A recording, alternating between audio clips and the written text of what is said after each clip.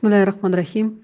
Кеңістікте ауада пішіні сопақ, домалақ түрлі ішінде газ секілді сұйықтыққа ұқсайтын буы бар пішіндер ауада қалқып, жүрекке және тыныс жолдарына зиянын тигізеді. Бұл біреулер арнайы қолдан жасаған емес, бұл табиғи түрде болатын құбылыс. Ал жаңағы пішіндерді сезімтал арнайы құрал арқылы ғана көруге болады деген ақпарат алынды. Сондай-ақ гүлшоқтардан да абай болу керек. Гүлшоқтар деген букет. Тамырсыз гүлдерді үйге қойып, әдемілік күшін ұстау, үйдің өрісін бұзып, ауру белгісін, жамандықты шақырып тұрады деген ақпарат алынды. Сондай-ақ электр құралдарының жиі істен шығуы, сондай-ақ электр құралдарынан зардап шегу жағдайлар жиілейді. Барынша абай болу керек. Бұл әсіресе құрылыс жұмыстарында қолданатын құралдарға қатысы бар деген ақпарат келді. Күзде түрлі іш құрылыс жайсыздықтарына қайнаған күріштің суын ішсе, шипа болады деген ақпарат алынды. Бисмиллахиррахманиррахим. Зікірде келген ақпарат. Жалпы адамзат қара күш ықпалынан тазарудан өтіп жатыр. Көп сынақтармен қазақтың келешегі екен. Құдай құдіретімен перде сынып, қазақ оянады. Әруақ жолы ол алған беттен қайтпау, аманатты алып шығу. Алдағы 30 жыл ішінде көп өзгерістер болады. Адам қолынан келмейтін құбылыстар. Әр адамға өзіне тән өзгерістер. Жеке болмайды, тіршілікпен бірге жүреді. Бір-біріне әсері болады. Адаммен, қоршаған ортамен, табиғи құбылыстармен бірге жүреді. Әр адам айыра білу керек, көре білу керек, өзіне қатысты ажырата білу керек. Әр адамның ниет амалынан, атқарған ісіне байланысты. Жалпы адамзат таразға түседі, сыналады, 53-тен өтеді. Сұрауды әр адамның өзінен, ешкімді кінәлауға болмайды. Құдай алдында адамзат таразға түседі, соның ішінде қазақтың бағы әруақ жолы. Әруағың мықты болу керек. Ол қалай мықты болады? Құдай дегенмен жүріп, әруағын басын көтеру керек. Әр адам, әр қазақ. Шыңғысхан бабаны көрсетті. Өзінің ордасының қасында шарбақтарда бір аяғын қойып алыпты. Биіктеу ағашта бүркіт тұрды. Шыңғысхан баба қырындап тұрды, жастау кез екен. Бір жұпыны киінген көздері шарасынан шыққан шикі сары арық адам Шыңғысхан бабаға жақындап келіп жасқаншақтап бір нәрсе айтып жатты. Ана сары адамның кеңірдегіне томпиған бір нәрсе жүгіріп тұрды. Келесі көріністе Баянбай ата ордасында шырақ жанып тұр. Егде жастағы бояласа әйел адам шырақты алып қолмен бетін сипап жатты. Келесі көріністе биік тауларды көрсетті, тұман түсіп тұрды. Сол таулардың бірінде қар барысы ұзынан жатты. КамАЗ көлігі келе жатты, далада қар аралас жауын жауып тұр. Әйнегін қайта-қайта тазалап тұрды. Пойыз кетіп бара жатыр, артқы вагонның сыртында бір жігіт тұрды. Қара қалпақ киіп алған, қолында гитара ұстап алыпты, қолын бұлғап тұрды. Абылайхан ата келді, атқа мініп, қорған салды, емшипа күміс суымен келер жақсылық деді. Шеңбер қойды, ою өрнектермен, көз тілден, қаралықтан ысылып тастады.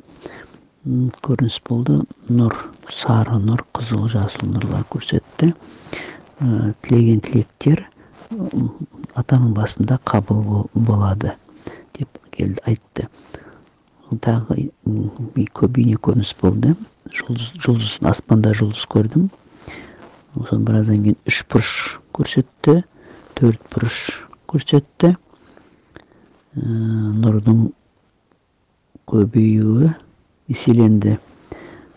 Былай келді, қатты қиналып, қатты ауырып келген адамдар ем болады, осы жерден жазылады деп жер ұшық алып ем түседі деп келді. Сосын суды сырап қылмай 3 шелек суды сіңіріп құйған жөн деп кетті ата, Абылайхан атамыз. Арсамат ордасының ауласында 2 жылқы және 1 өгіз тұр.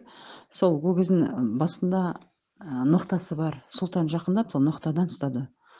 Гүлзия және бір үлкен апай мен тұрып жатқан үйдің ауласына кіреді де, үйдің алдында бір қисайып жатқан тумбочка тұр еді, соны екеулеп түзетеді да, апай үйдің ішіне кіріп кетеді. Гүлзия қолындағы пакетте аяқ киім әкелген екен, соны шығарып жатады.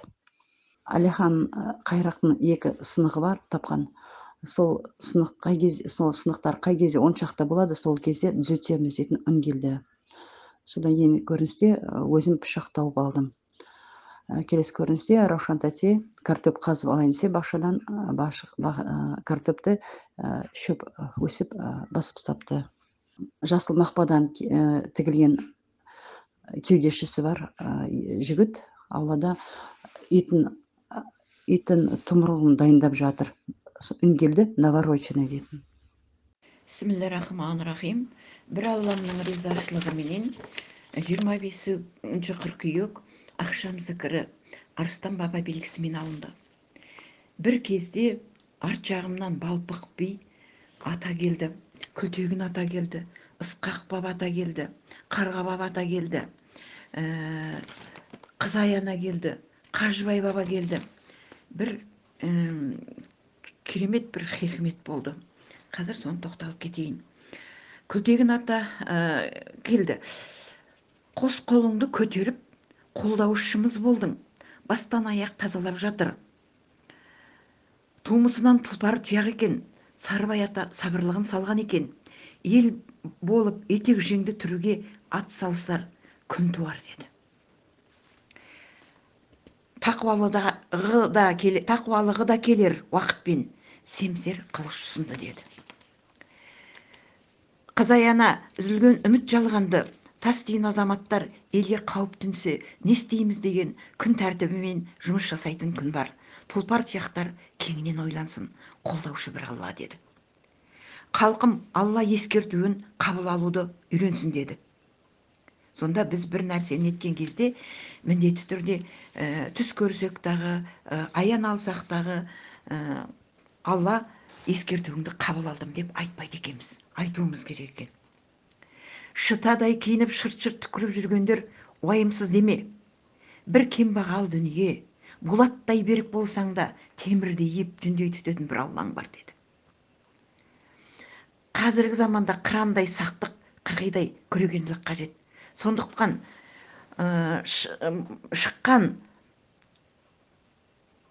сыздықтап шыққан бұлақ үн ата жолында.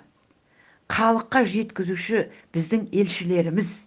Алла сондай оларға қасиет берген деді. Аруақты ата жолдықтар желетіндесіңдер деді. Үзілмесе үміттер жалғанар. Жақсылық келер. Көсілі шабар көк дөнен, дөненге қанат бітіп, бір Алла құдіретімен қолдар деді. Жеті өріс тегістеліп, теріге ұқсап, сырттан сауыт боп киігізілер деді. Құранмен түсетін нұр бар, шелпекпен келетін нұр бар. Үзілмеген үміттер жүректен өсіп шығар нұр жіп бар. Ол тек ағашына жалғанар. Ағашты нұрландырып жарқырататын бір Алла бар деді. Тек ағашының тамыры, ата-баба тамыры, сол тамырдағы нұр өн бойыңа таралар. Шындығында шекпенін кию, тек ағашына жалғану, Алла жібіне жалғану деген осы деді. Сұрауы бар дүние деді. Сағат 3 пен 5-тің аралығында таңда үлкен өзгеріс кезең деді. Тазалық уақыты деді бұл кезең. Үзілген жіптер жалғанып, үстінен нұр құйылар деді. Намаз оқып жатқан кезде. Шекпен кигізілер деді. Төбе тамыр қуаттанар. Талаптанған пенденің төбесін қарағыс шоқымас деді. Жүйесі реттелер. Тоқырау кезеңінен өтер деді. Өту осы деді. Сыздаған жүректерге дем түсер деді. Ұршықша үйірілген өріс өңештен өтіп, үн қуатын, яғни шакраны қуаттандырар деді. зікір үнімен қуаттанған тақуа ақпарат алушылардың алған ақпаратын тыңдаушылардың өзінде дейді қауымды үнмен қуаттандырар деді. Көрдіңіздер ме? Тоқырау кезеңінен алып шығар, санасын қуаттандырар ой өріс, бой өріс тазаланар деді. Аса қамқор ерекше мейірімді Алланың атымен бастаймын. Ордаға қырықбай бақсы келді, таяғымен орданы аластады, қаралық сылып түсірді. Қазақ даласына бақ келді. Ол бақ атал жорттармен бірге келді. Қаншама жылдар бойы өзгеден де өзінен де езіліп келген қазаққа бір серпіліс керек еді. Халқын ойлаған халқына жанашыр болған хан болмады. Ойлаған өзінің құлқы ғана болған. Жандай жаптарымен бірге сүліктей сорылған жандарға Алла тағала көмек жіберді. Халықтың нағыз жанашыр әулиелер қолымен қойғандай қылып айтып кетті-ау болашақты, бірақ оны да құлаққа ілер жан болмады. Ібіліс ебін тауып, қу дүниямен қызықтырып, соңынан ерте білді. Мейірімді де рахымдылығы Алла адамзатты аталы жол арқылы құтқарады. Дәстүрді қабылдап, оң мен солын таныған кейбіреулер қысылтаяң шақта жалт берді. Баяғы ібілістің арбауынан шыға алмай қалды. Болмаса, мен деген өркөкірек тәкаппарлықтан аса алмады. Сол үшін де әр қасиет иесі екі қарап бір шоқу керек ақ. Болмаса қақпанға түсу оп-оңай. 5 уақыт намазың мен оразаңды орнымен атқарып тұрсаң, соның өзі үлкен бір демеу. Қалғанын рет-ретімен толықтыра берерсің. Керуенге мүмкіншілігің болса шығып тұр, ақ-қуат жинайсың. Аруақтар сені тап-таза қылып қайтарады. Тек ниетің дұрыс болсын. Әркімнің өз жол жобасы бар. Өліп тірілсең де, ол жол жобадан артық аса алмайсың, деп кетті қырықбай бақсы. Зікірден келген ақпарат базардағы мал етінің арасындағы безден және майлардың ішіндегі безден ерекше абайлау керек деп келді. Ауру тарайды екен. Бездер іріп иістенген сияқты болды. Су бетінде аққу болам деп жүзіп жүрген тауық болды. Аққу сияқты су бетінде жүзеді екен, қанаттарын жаяды екен. Аққулыққа лайықты емес, аққулыққа жете алмай жатыр деген түсінік келді. Қатарынан тұрған екі алма ағашының ортасында жарық нұр болды. Ортасындағы кереге көз ортасынан жебе оғы келе жатты. Әйел адамдардың ішінде 4 бұрышты күміс ыдыстары болады екен. Хал ілімі деп келді, жасыл шапан арқа жағынан көрсетті. Жүрек тұсында жұдырықтың үлкендігінде киіз үй болды. Бір кезде ол шыбынның бейнесінде, шыбынның қанаты көрінді. Шыбынның бейнесінде болды. Шыбын жанды деген түсінік келді. Еш жерде жүйке ем таппаған жүйке ауруы ата жолына келіп ем табар деп келді. Жүкті әйелдер терлеп тепшіп сүтті шай ішу керек, нәресте балаға өте пайдалы екен. Тылсымда бір әйел адам мен кішкентай нәресте бала бір-бірімен табысып, бір-бірінің қолдарын ұстады. Ер адамның жейдесін көрсетті. Ақ жейде екен, жағасы үшбұрышты. Иықтарын бір-бірімен бүктеген кезде 1 саны және 7 саны сияқты болып көрінді. Алыстан Қожа Ахмет Яссауи бабамыздың кесенесі көрінді. Кесене 6 бұрышты болды және оның ішінде және бір 6 бұрыш болды. Кесене маңында және де басқа ұсақ-ұсақ кесенелер болды. Сайрам шаһарына бара жатқан 5-6 аттан құралған атарба болды. 5-6 ат біресе 6 бұрышты құрап тұрды, біресе 5 бұрышты құрап тұрғандай болды. Бисмиллахир-рахманир-рахим деп бастайын. Көрініс, далада құйынды жел тұрып, үйлердің, үлкен ғимараттардың шатырларын ұшырып жатқан көрініс болды. Үнгелді, қазан айында табиғаттың тосын сыйлары көбейер деген. Қайназарата белгісімен ақпарат.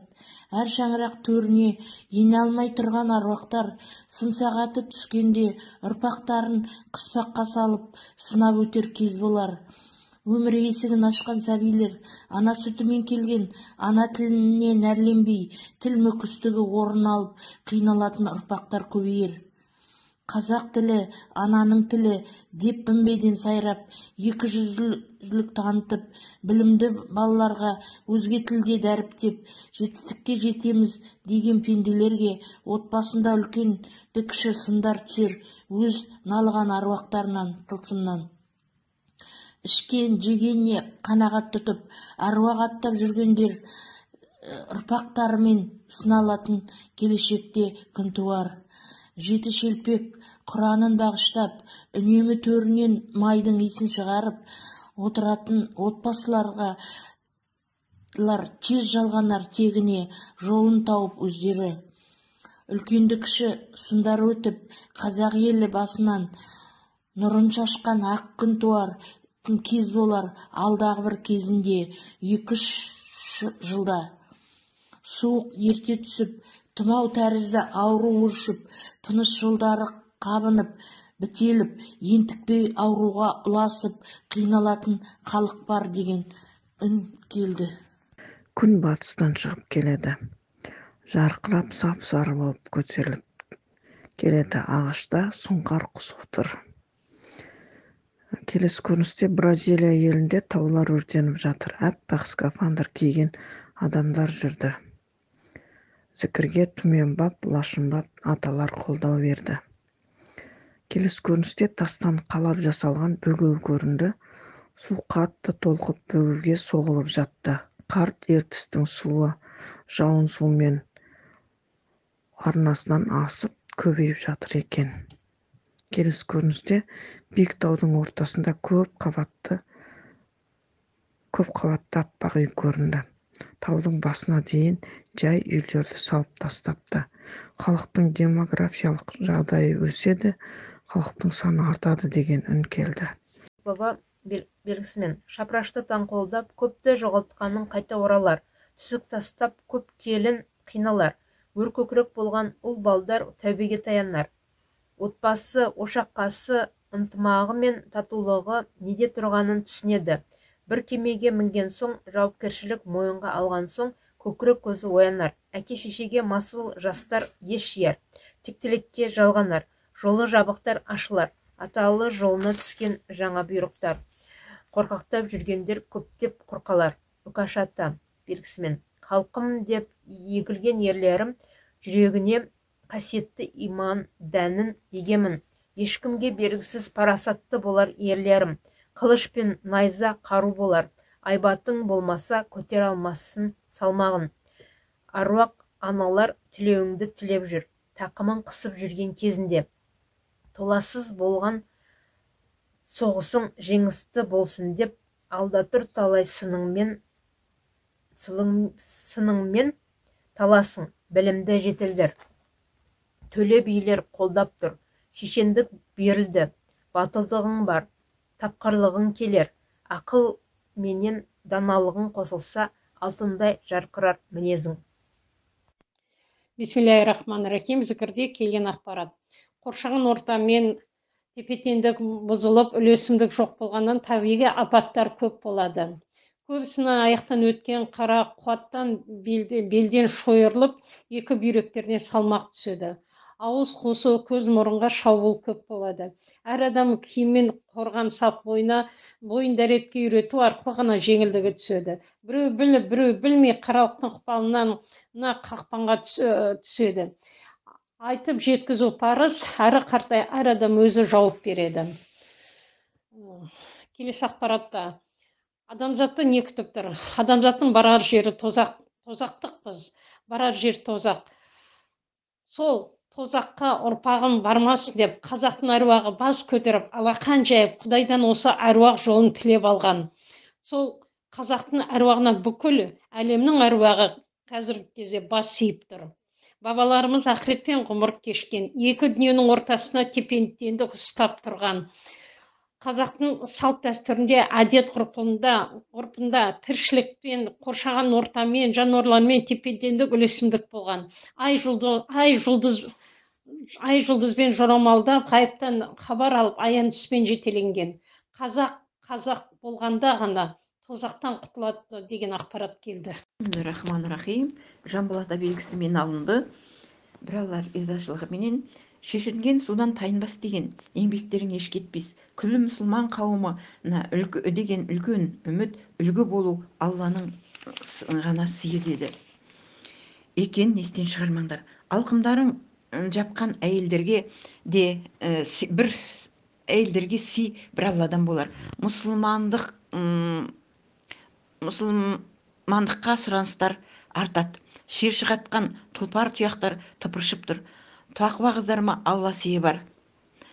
Жаны сұлу, тап-таза, мөлдір бұлақтай болуға ұмтылыңдар деді.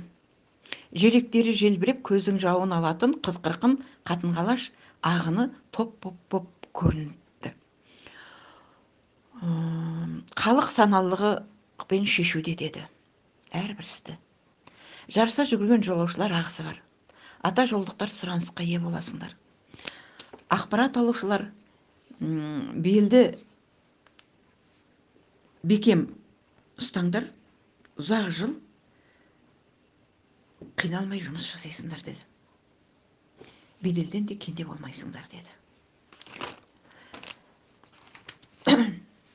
Жұмыстарыңды тоқтатпай жүргізе беріңдер деді. Күзде көл суына қатер бар деді. Ауылға ескертілсін, шөлді аймақтар керісінше жан бітуде деді. Сары уайымға салынбаңдар. Батыстан соққан жел реттелер. Киік оты шөбіне көп көңіл бөліңдер. Жөтел, тұмау, тыныс жолдарына бәріне пайдасы бар деді. Жұмыр басты пенденің уайымы біткен бе деді. Ұлт жанашырлары үлкен іс тындырады. Тыныс кеңейіп жүрдек поездай көсіле шабуда. Жақсы жаңалық жер-жерге таралуда. Тұмса табиғат та азап тыншуда. Елдің көбі ерегеспен іс бітпейтінін түсінген тәрізді. Іске көшу керек. Бір ауыздылық негізгі. Семсер қылыш жастарға ұсынылды. Талабы таудай ұрпақтар білімімен, ісімен алға ұмтылып, ел жоғын түгендеуде. Тілемсектер көбеймей іспен дәлелдесін деді. Өз ісін дәлелдесін. Екі қолға бір жұмыс табылар деді. Білекті бірді, білімді мыңды жығатын кез келді деді.